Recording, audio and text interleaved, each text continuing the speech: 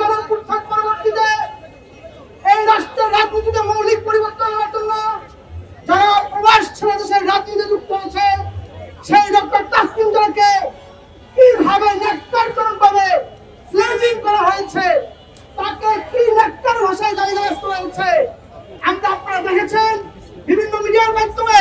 এই টোকাই, এই সন্ত্রাসী, এই জঙ্গিদের তারা যে ব্যবহার করেছে তা আপনারা দেখেছেন। কিন্তু আমাদের প্রশ্ন, এই সাহস তারা কিভাবে পেল?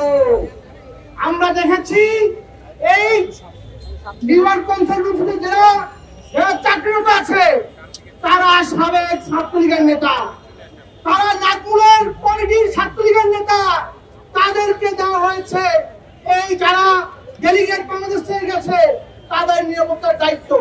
এই জুলাই অভ্যুত্থান পরবর্তীতে আমেরিকার কনসুলেট কিভাবে এই ছাত্রলীগ এখানে বসে থাকে তা কিন্তু সরকারকে কড়াই গন্ডায় চাপে দিতে হবে।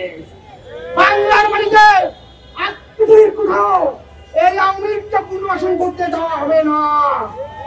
অনতিবিলম্বে যারা এই হামলাকে আশ্রয় দিয়েছে, যারা তথ্য প্রচার করেছে, যারা মিস ইনফরমেশন দিয়ে গতকালকে যখন বাংলাদেশের রাজনৈতিক নেতৃবৃন্দরা তারা যখন এয়ারপোর্ট থেকে বের হবে তারা কিন্তু এনসিপি সহ জাতীয়তাবাদী দলের প্রবাসী সংগঠনের নেতা সেখানে উপস্থিত ছিল।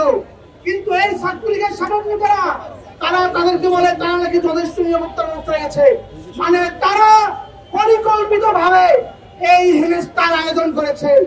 এই তদন্ত কমিটি করে যারা এই হেনস্থার সাথে জড়িত তাদের 24 ঘন্টার মধ্যে বহিষ্কার করতে হবে।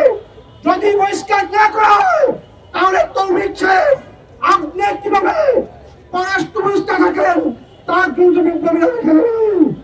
আমরা কিন্তু আমাদের লড়াই চলমান আছে। এই বাংলাদেশ থেকে আওয়ামী লীগকে শুধু বিতর্ক করতে হবে না, আওয়ামী লীগের দলীয়ভাবে বিচার করতে হবে। আমরা দেখতেছি, আমরা বারবার বলেছি যে একটা ট্রাইব্যুনালে কিচ্ছু হবে না, কিন্তু এখনো সেই একটা ট্রাইব্যুনাল দিয়ে 5-7 জনের বিচার করাচ্ছে।